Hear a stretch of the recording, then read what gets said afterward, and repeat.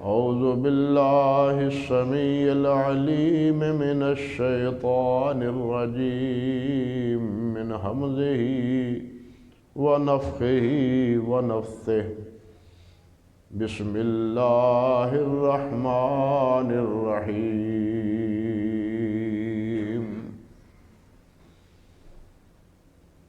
وَلَقَدْ ضَرَبْنَا لِلنَّاسِ فِي هَذَا الْقُرْآنِ مِنْ كُلِّ مَثَلٍ لَعَلَّهُمْ يَتَذَكَّرُونَ قُرْآنًا عَرَبِيًّا غَيْرَ ذِي عِوَجٍ لَعَلَّهُمْ يَتَّقُونَ ضرب الله مثلا رجلا فيه شركاء متشاكسون ورجلا سلما لرجل هل يستويان مثلا الحمد لله بل أكثرهم لا يعلمون سبحان ربك رب العزة عما يصفون وسلام على المرسلين والحمد لله رب العالمين۔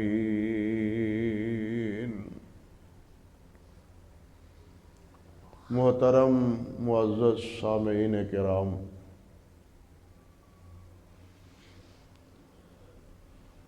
یہ جو آیات مبارکہ سورۃ الزمر کی آپ کے سامنے تلاوت کی ہیں، ان آیات سے پہلے جس طرح کہ آپ پہلے خطبات میں مسلسل سنتے آئے ہیں، اللہ سبحانہ و تعالی نے قرآن مجید فرقان حمید کی خصوصیات کا تذکرہ فرمایا ہے، اور بنیادی بات اس میں یہ ہے کہ یہ کتاب ہدایت ہے۔ اس کے پڑھنے سے اللہ کی یاد ہوتی، اس کے پڑھنے سے انسان کے جسم کے رونگٹے کھڑے ہو جاتے، اللہ ذوالجلال والاکرام کی اطاعت اور فرمانبرداری اور ذکر، اس کی طرف انسان کا دل مائل ہو جاتا ہے۔ اور اس کے مد مقابل وہ بھی ہیں جو قرآن مجید کو سنتے نہیں، پڑھتے نہیں، اس کی تکذیب کرتے ہیں، جھٹلاتے ہیں، انکار کرتے ہیں۔ اللہ رب العزت نے فرمایا ہے کہ ان بد نصیبوں کے لیے دنیا میں بھی ذلت آمیز عذاب ہے، اور آخرت میں تو بہت بڑا ان کے لیے عذاب اللہ نے اس کا فیصلہ کر رکھا ہے۔ نہ دنیا میں انہیں عزت ہے اللہ رب العزت کی نگاہ میں، وہ اپنے فکر اور سوچ میں جتنا بھی اپنے آپ کو باعزت سمجھیں اور اپنے آپ کو نئی ٹیکنالوجی کا ماہر، سائنس کا امام تصور کریں، لیکن ان تمام باتوں کے باوجود وہ ہیں ذلیل و رسوا، ان کی کوئی عزت نہیں ہے۔ اور آپ نے افغانستان میں 20 سال تک مسلسل لڑائی کے بعد ان لوگوں کو بے عزت ہوتا ہوا دیکھا بھی۔ ہر دور میں اس قسم کی مثالیں اللہ رب العزت کی طرف سے رونما ہوتی رہتی۔ وہ فرعون کی طرح، جس طرح وہ کہتا تھا انا ولا غیری انا ربکم الاعلی، آج کے وقت کا فرعون امریکہ بھی یہی کہتا ہے کہ جس کی پشت پر میں ہوں اس کو عزت ہے، جس کا میں ہم نوا ہوں اس کو وقار ہے۔ لیکن اللہ سبحانہ و تعالیٰ نے اس کا یہ تکبر خاک میں ملا دیا۔ ساری کوشش کرنے کے باوجود وہ راتوں رات گویا ایسا دم دبا کے یہاں سے نکلا کہ پوری دنیا میں ذلیل و رسوا ہو کے رہے گی۔ اس قسم کے متکبرین کا انجام دنیا میں بھی ذلت آمیز ہوتا ہے، اور یہ کئی بار اس قسم کا تجربہ کر چکے ہیں۔ روس ہو یا امریکہ ہو، کئی بار تجربہ کر چکے ہیں۔ جہاں یہ اپنے تکبر اور اپنی بڑائی کا سکہ جمانا چاہتے ہیں، اللہ سبحانہ و تعالیٰ بتلا دیتے ہیں کہ بڑے تم نہیں ہو، بڑا میں ہوں۔ عزت اور وقار تمہارے اختیار میں نہیں ہے، ہاتھ میں نہیں ہے، عزت اور وقار میرے اختیار میں۔ میں چاہوں تو خالی ہاتھ لوگوں کو تمہارے خلاف آمادہ کر کے تمہیں یہ فاتحانہ انداز پر داخل ہونے سے روک دوں، اور روکا اللہ رب العزت۔ تو اللہ نے فرمایا یہ تو دنیا میں ذلت ہے، جس طرح گزشتہ خطبے میں بھی آپ سن رہے تھے۔ اس وقت بھی مکے کے مشرکین نے جو اپنی عزت اور عزت کا ڈنکا بجا رکھا تھا، اور وہ فرعون و حاضر الامہ جو اول حکم کے لقب سے پکارا جاتا تھا، اللہ ذوالجلال نے 2 چھوٹے چھوٹے بچوں کے ہاتھوں اس کو ڈھیر کر دیا۔ اور عبداللہ ابن مسعود رضی اللہ تعالیٰ عنہ جیسے نحیف و نزار، سب صحابہ کرام سے کمزور جسمانی اعتبار سے، لیکن ایمانی اعتبار سے بہت مضبوط، صحابہ میں سب سے کمزور جسمانی اعتبار میں حضرت عبداللہ ابن مسعود تھے رضی اللہ تعالیٰ عنہ۔ پتلی دبلی ان کی ٹانگیں تھیں، ہلکا پھلکا ان کا جسم تھا۔ اللہ ذوالجلال نے عبداللہ ابن مسعود کے ہاتھوں اس فرعون کا سر کٹوایا، اور بالوں سے پکڑ کے عبداللہ ابن مسعود رضی اللہ تعالی عنہ نے نبی علیہ السلام کے سامنے جیسے روڑا پھینکا جاتا ہے اس طرح سر کو پھینکا، یہ ہے دشمن آپ کا۔ کتنی ذلت ملی، جو اپنے آپ کو باعزت اور ابو الحکم سمجھتا تھا، کیا عزت ملی، ذلیل ہوا۔ اللہ فرماتے ہیں میں یہاں بھی ذلیل کرتا ہوں، آخرت میں تو عذاب ان کا مقدر ہے ہی ہے۔ اللہ دنیا کی رسوائی سے بھی بچائے اور اللہ آخرت کی بربادی سے بھی بچائے۔ لیکن افسوس یہ ہے کہ اس قسم کی بہت سی مثالیں اپنی آنکھوں کے سامنے دیکھنے کے باوجود مسلمانوں کو سمجھ نہیں آتی۔ المیہ یہ انہیں یقین نہیں آتا، وہ پھر بھی دنیا میں سہارا انہی کا لیتے ہیں جن کو اللہ نے ذلیل کہا ہے۔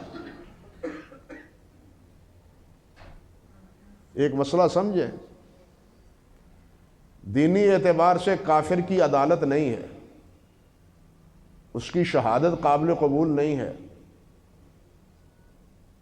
کافر کی شہادت قابل قبول نہیں ہے، مسلمان کی شہادت قابل قبول ہے۔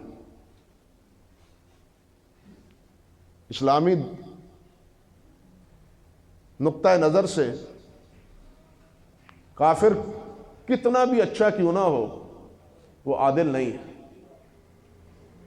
وہ فاسق ہے، کیونکہ فسق کا سب سے بڑا عمل کفر اور شرک، باقی بعد میں باتیں ہیں، اس کا یہ مرتکب ہے، اس لیے یہ عادل نہیں ہے۔ اب جو فاسق ہے، جس کو قرآن فاسق کہتا ہے، فاجر کہتا ہے، وہ ہمارے مقدرات کا ہم نے اس کو فیصل مقرر کر رکھا ہے۔ اقوام متحدہ میں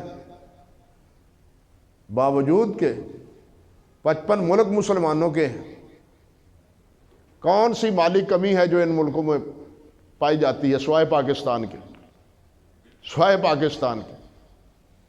باقی جتنے مسلمان ممالک ہیں وہ اللہ کے فضل و کرم سے مال و دولت سے کم نہیں ہیں،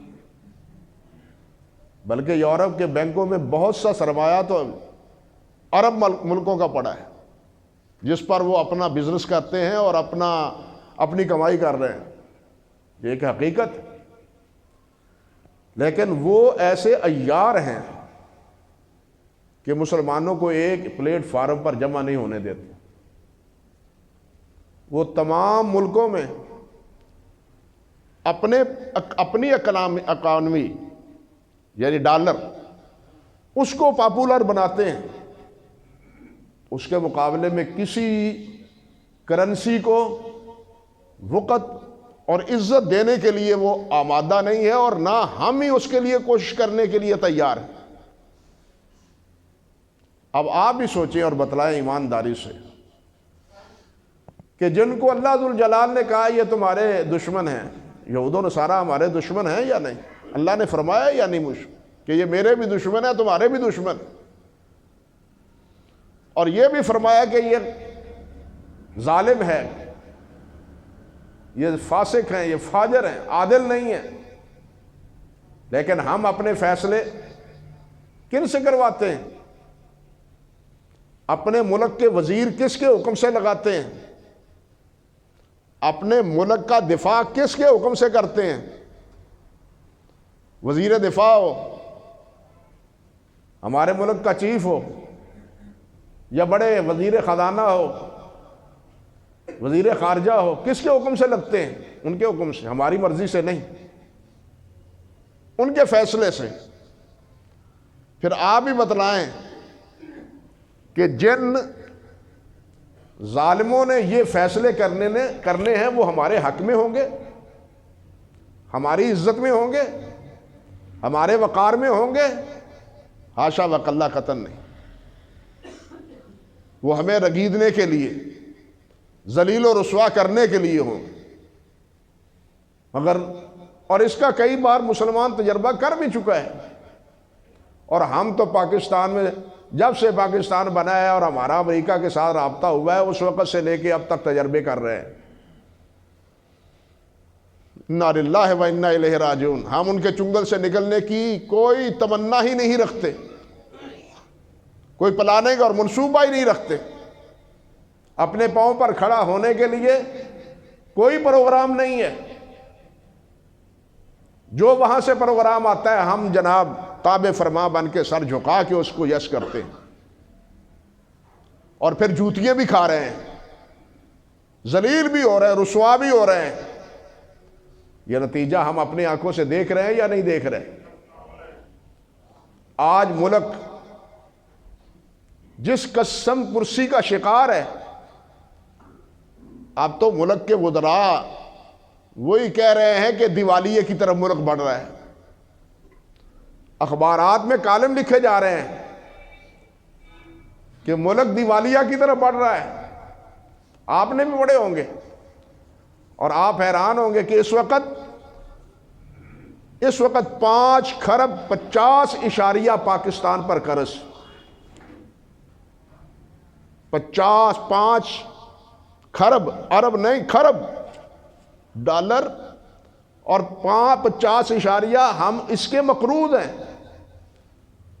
دوسرے لفظوں میں ہر پاکستانی بچے سے لے کے بوڑھے تک 2,45,000 کا مقروض۔ یہ ہے ہماری پالیسیوں کا انجام اور نتیجہ۔ جو قرض لیتے ہیں اس قرض کو اتارنے کے لیے پھر سود پر قرض لیتے ہیں۔ جو قرض لیتے ہیں وہ قرض سود کا دیا ہوا قرضہ، اس کو اتارنے کے لیے ہم یہ سود لیتے ہیں۔ پھر جب اللہ تعالیٰ نے فرمایا ہے ہمارے لیے، ہمیں کیا ہے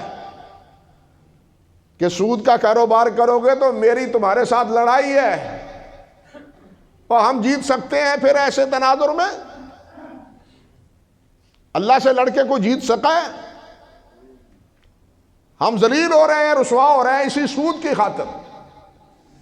قرضہ لیتے ہیں سود پر، اور قرضہ اتارنے کے لیے پھر قرض لیتے ہیں سود پر، اور ہمارا قرض اترتا ہی نہیں بلکہ سود ہی بڑھتا چلا جا رہا ہے۔ اور ظالموں نے ایک پوری سازش کے ساتھ ڈالر کو جہاں تک پہنچا دیا 180 تک. یہ باتیں کہنے کی نہیں ہیں لیکن دکھی دل کی بات ہے. 180 تک پہنچایا ہے. آپ کا 180 روپیہ، ان کا 1 روپیہ، 1 ڈالر.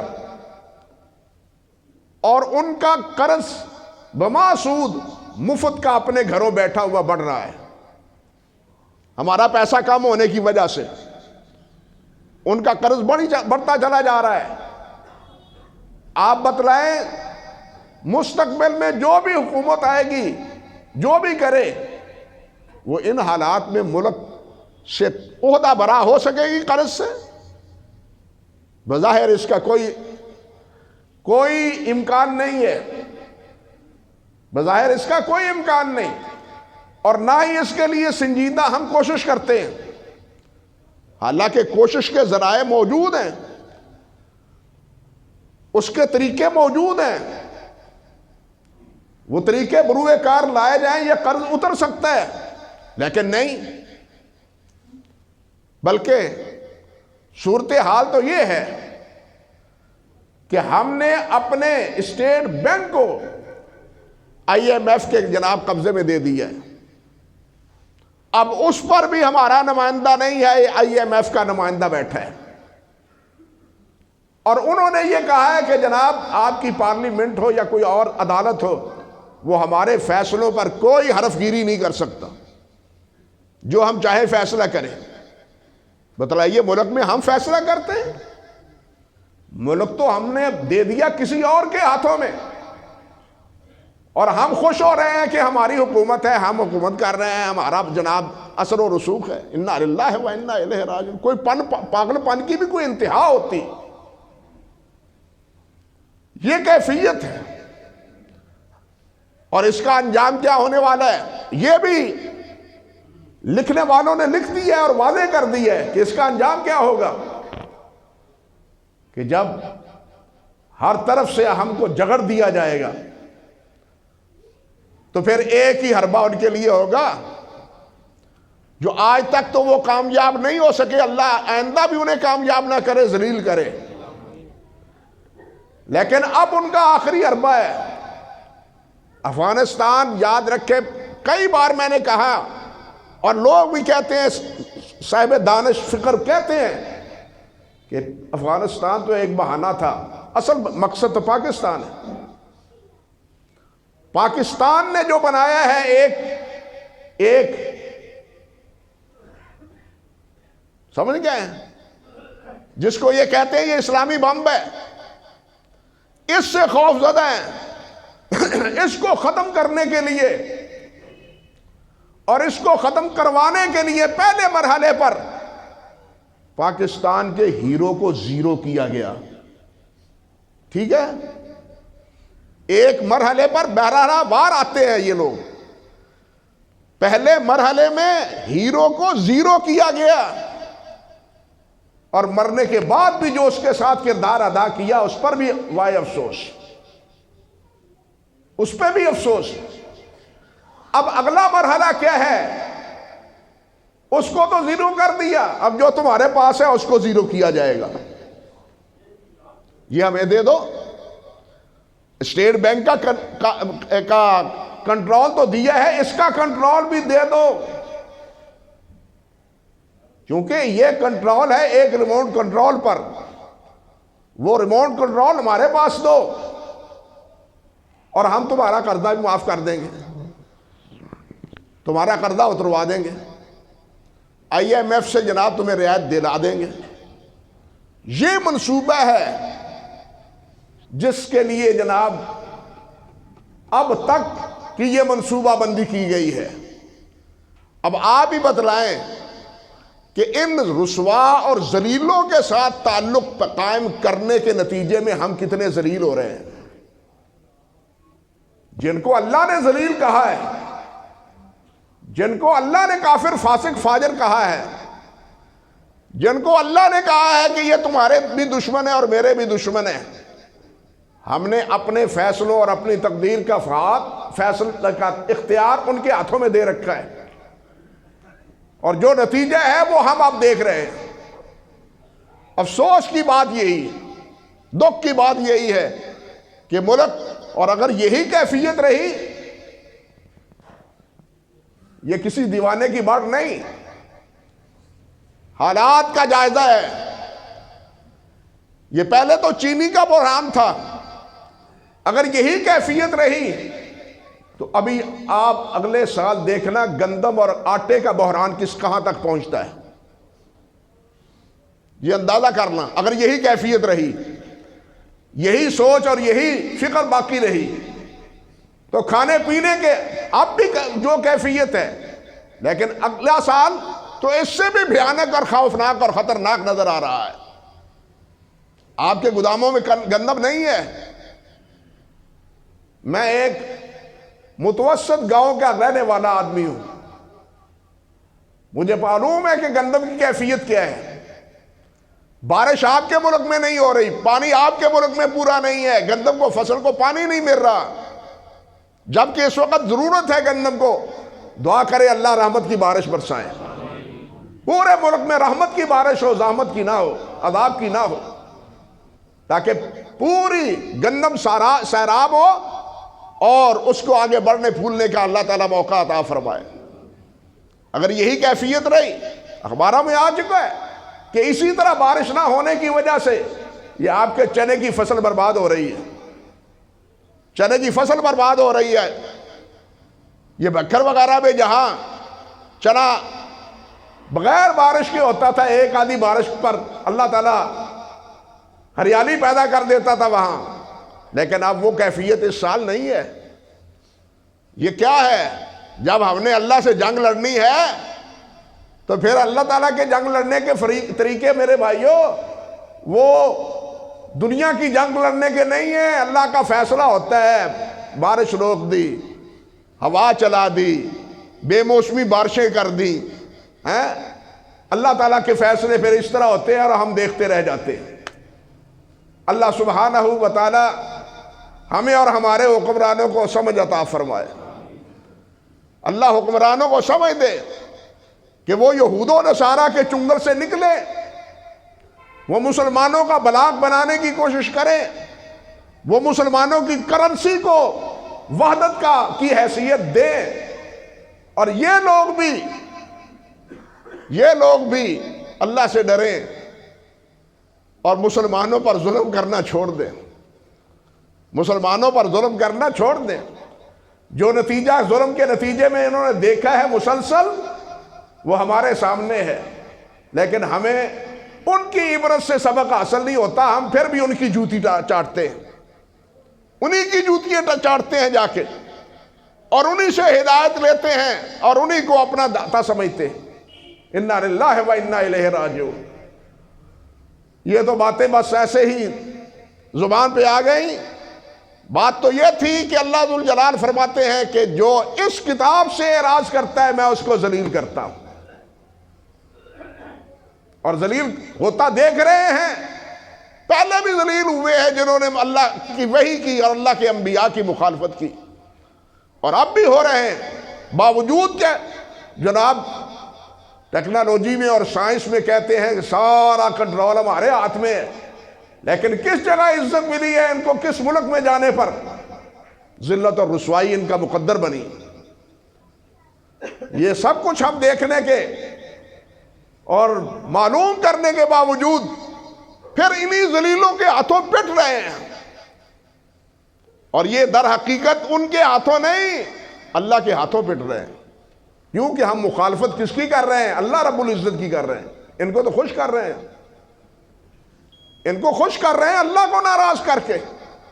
او بھائی مسلمانوں، اللہ کو ناراض کر کے کبھی کوئی آدمی وقار پا سکا ہے؟ قل اللہم مالک الملک تؤتی الملک من تشاء وتنزع الملک ممن تشاء وتعز من تشاء وتذل من تشاء بیدک الخیر۔ ہمارا ایمان ہے یا نہیں؟ اگر ہمارا ایمان ہے تو ہمیں اپنی فکر بدلنی چاہیے، ہمیں اپنے آپ پر نظر ثانی کرنی چاہیے۔ مسلمان اس کو نگاہ نیچی کر کے نہیں، بلکہ سر اٹھا کے اچلنا چاہیے۔ دشمن کے سامنے سر اٹھا کے چلنا چاہیے. تبھی تو قرآن مجید میں نے حضرات صحابہ کرام کے بارے میں کیا فرمایا تھا؟ اشداء علی الکفار، یہ کافروں کے لیے بڑے سخت ہیں. اور ہمارا مزاج اس کے برعکس ہے، ہم مسلمانوں کے بارے میں سخت ہیں اور کافروں کے بارے میں نرم ہیں. بالکل الٹی زکان، الٹا اثر. وہاں کیا تھا؟ رحماء بینہم اشداء علی الکفار. یہاں ہم آپس میں لڑتے ہیں اور ان کے سامنے بھیگی بلی یا بھیگی مرغی کی طرح نیچے سر کر کے بیٹھتے ہیں. آپ کبھی اپنے صحابہ کرام اور تابعین کی تاریخ کو پڑھ کے تو دیکھیں. انہوں نے کیسر و کسریٰ کے دربار میں بھی پہنچے ہیں تو سر اٹھا کے بات کی، جی جی کر کے بات نہیں کی. ان کے سامنے بھی سر اٹھا کے اور صاف لفظوں میں کہا کہ ہم اسلام کی دعوت دینے آئے ہیں، اگر قبول ہے فبہا، نہیں قبول جزیہ دو، نہیں دیتے پھر فیصلہ لڑائی میں میدان میں ہوگا، پھر فیصلہ ہمارا تمہارا میدان میں ہوگا. یہ کون تھے؟ وہ تھے جنہوں نے قرآن مجید کو اپنے سینوں میں رکھا، جنہوں نے قرآن مجید پر عمل کیا، قرآن کو اپنا اول و آخر ہدایت کا ذریعہ سمجھا. ہم کتاب ہدایت قرآن مجید کو نہیں سمجھ رہے، اس سے ہدایت نہیں پا رہے، اس سے رہنمائی نہیں لے رہے. ہم ان اصولوں سے رہنمائی لے رہے ہیں جو اصول ہمارے دشمنوں نے وضع کر رکھے. انا للہ و انا الیہ راجعون، انا للہ و انا الیہ راجعون. تو بھائی ان آیات میں یہی بات اللہ نے فرمائی. پہلے فرمایا کہ میری یہ کتاب، اس کی خصوصیات یہ ہیں اور اس کا الٹا پہلو یہ بھی ہے، جو مانتا ہے وہ عزت پاتا ہے، جو نہیں مانتا وہ ذلیل ہوتا ہے. اور ساتھ یہ بھی فرمایا کہ یہ تو دنیا کی ذلت ہے، آخرت کا عذاب اور آخرت کی ذلت وہ تو ان کا مقدر ہے ہی. جیسے اللہ ذوالجلال نے فرمایا نا، پہلی آیت میں آپ سن رہے تھے، اللہ اکبر، فَأَذَاقَهُمُ اللَّهُ الْخِزْيَ فِي الْحَيَاةِ الدُّنْيَا وَلَعَذَابُ الْآخِرَةِ أَكْبَرُ لَوْ كَانُوا يَعْلَمُونَ. کاش کہ انہیں معلوم ہو جائے، کاش کہ انہیں معلوم ہو جائے کہ انحراف کر کے ہم عزت نہیں ذلت پا رہے ہیں، اور آخرت کا عذاب تو ہمارے لیے اللہ نے تیار کر ہی رکھا ہے. کاش کہ یہ اس بات کو سمجھ لیں اور اپنی حرکتوں سے باز آ جائیں، اپنے ظلم و ستم سے باز آ جائیں، اپنے کفر و شرک سے باز آ جائیں. لیکن ہم باز آنے والے نہیں ہیں. انا للہ و انا الیہ راجعون. پھر اللہ فرماتے ہیں، وَلَقَدْ ضَرَبْنَا لِلنَّاسِ فِي هَذَا الْقُرْآنِ مِنْ كُلِّ مَثَلٍ لَعَلَّهُمْ يَتَذَكَّرُونَ. ہم نے اس قرآن میں ہر قسم کی مثالیں بیان کی ہیں، ہدایت کے لیے، رہنمائی کے لیے، لوگوں کی بھلائی کے لیے، کہ یہ لوگ سمجھ لیں.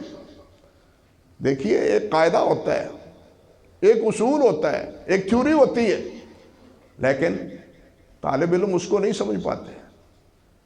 مگر ہم بھی تھوڑا بہت طالب علمی کے دور میں سے گزرے ہیں. آپ جانتے ہیں کہ جب استاد بلیک بورڈ پر مثال دے کے سمجھاتا ہے تو وہ اصول سمجھ آ جاتا ہے، وہ بات مشکل آسان ہو جاتی، مثال سے وہ مثال آسان ہو جاتی اور انسان اس کو سمجھ لیتا ہے اور قبول کر لیتا ہے کہ ہاں یہ بات ٹھیک ہے. اللہ فرماتے ہیں میں نے بھی مثالیں دی ہیں، میں نے قرآن مجید میں مثالیں دے دے کے سمجھایا ہے کہ یہ ہے ہدایت کی راہ اور یہ ہے گمراہی کی راہ. علماء نے مستقل کتابیں لکھی ہیں. امام ماوردی رحمۃ اللہ علیہ نے امثال القرآن پر، حافظ ابن قیم رحمۃ اللہ علیہ نے امثال القرآن پر، مستقل ہمارے اسلاف نے کتابیں لکھی ہیں. کہ قرآن مجید نے کون کون سی مثالیں بیان کی ہیں اور ان مثالوں کی کنہا کیا ہے، ان کی حقیقت کیا ہے۔ جہاں قرآن مجید میں اللہ ذو الجلال نے مثالیں دی ہیں، وہاں نبی کریم صلی اللہ علیہ وسلم نے بھی دین کو اور اعمال کو سمجھانے کے لیے مثالیں دے دے کے سمجھایا ہے، مثالیں دے دے کے سمجھایا ہے۔ بلکہ حضرت عمرو بن عاص فرماتے ہیں، مسند امام احمد کی روایت ہے رضی اللہ تعالی عنہ، وہ فرماتے ہیں کہ میں نے نبی کریم صلی اللہ علیہ وسلم سے، عمرو بن عاص فرماتے ہیں کہ میں نے نبی علیہ السلام سے 1000 مثال کا علم سیکھا ہے، 1000 علم مثال کا۔ نبی علیہ السلام نے مثالیں دی ہیں۔ آپ نے فرمایا 5 نمازوں کی مثال یہ ہے کہ جس کے گھر کے سامنے نہر چل رہی ہو صاف شفاف پانی کی، جو آدمی بتلاؤ نہر میں 5 دفعہ نہاتا ہے، کیا اس کے جسم پر کوئی میل کچیر رہ جاتی ہے؟ صحابہ نے عرض کیا نہیں۔ فرمایا اسی طرح جو آدمی 5 وقت کی نماز پڑھتا ہے، وضو کرتا ہے، اس کا نامہ اعمال بھی گناہوں سے صاف ہو جاتا ہے۔ مثال دے کے سمجھایا، جس طرح انسانی جسم پاک صاف میل کچیر سے صاف ہو جاتا ہے، نامہ اعمال بھی دھبوں سے دھل جاتا ہے۔ مثال دے کے نبی علیہ السلام نے سمجھایا۔ اسی طرح نبی علیہ السلام نے یہ بات بھی ارشاد فرمائی، اپنی مثال دی کہ میری مثال اسی طرح ہے جس طرح کسی بادشاہ نے محل بنایا، باغیچہ لگایا، باغ بس لگایا، اس میں دسترخوان سجایا، اور کسی کو پھر مقرر کیا کہ دروازے پہ کھڑے ہو کے لوگوں کو آواز دو، آؤ اندر دسترخوان باغیچے میں سجا ہوا ہے، کھا لو، آ جاؤ چکھ لو۔ اللہ اکبر کبیرہ۔ نبی علیہ السلام نے فرمایا کہ جو آدمی باغ میں آتا ہے وہ کھانا کھا لیتا ہے دسترخوان سے۔ یہ مثال دے کے فرمایا جو میری مان لیتا ہے وہ جنت چلا جائے گا۔ من عصا محمدا فقد عصى اللہ ومن اطاع محمدا فقد اطاع اللہ۔ جو محمد کی میری اطاعت کرے گا وہ اللہ کی اطاعت کرے گا، اور جو میری نافرمانی کرے گا وہ اللہ کی نافرمانی کرے گا۔ جو میری اطاعت کرے گا جنت جائے گا، جو میری نافرمانی کرے گا وہ جہنم جائے گا۔ محمد فرق بین الناس، یہی فرق ہے۔ آپ کو مانے گا ٹھیک ہے، نہیں مانے گا تو غلط ہے۔ مثال دے کے نبی علیہ السلام نے سمجھایا، مثال دے کے اپنی یہ بات سمجھائی کہ میری مثال اسی طرح سمجھو جس طرح ایک محل ہے اور ایک اینٹ لگنا باقی ہے۔ لوگ آتے ہیں، دیکھتے ہیں، کہتے ہیں محل تو بہت خوبصورت بنا ہوا ہے لیکن یہاں ایک اینٹ کیوں نہیں رکھی؟ فرمایا انا اللبنہ، وہ اینٹ میں ہوں۔ نبوت کا محل مکمل ہو چکا، اب اس میں کوئی اضافے کی گنجائش نہیں۔ ختم نبوت کے بارے میں یہ مثال دے کے نبی علیہ السلام نے فرما دیا، مثال دے کے کہ اب یہاں جو ڈوڑا اوپر رکھے گا وہ بدنمائی ہوگا، خوبصورتی اس محل میں پیدا نہیں ہوگی۔ تو اس طرح نبی علیہ السلام نے مثالیں بیان کی۔ یہاں اسی آیتوں کے بعد، انہی 2 آیات کے بعد یہاں بھی اللہ ذو الجلال نے ایک مثال ذکر کی۔ ان مثالوں کا تذکرہ اللہ نے چاہا تو اگلی مجلس میں آپ کے سامنے اللہ نے توفیق عطا فرمائی تو دینے کی کوشش، سمجھنے کی کوشش کروں گا۔ اللہ تعالی ہمیں سمجھنے کی، قرآن پر عمل کرنے کی توفیق عطا فرمائے، ہمیں باعزت مسلمان بنائے، ذلت اور رسوائی سے ہمیں نکالے۔ وآخر دعوانا ان الحمدللہ رب العالمین۔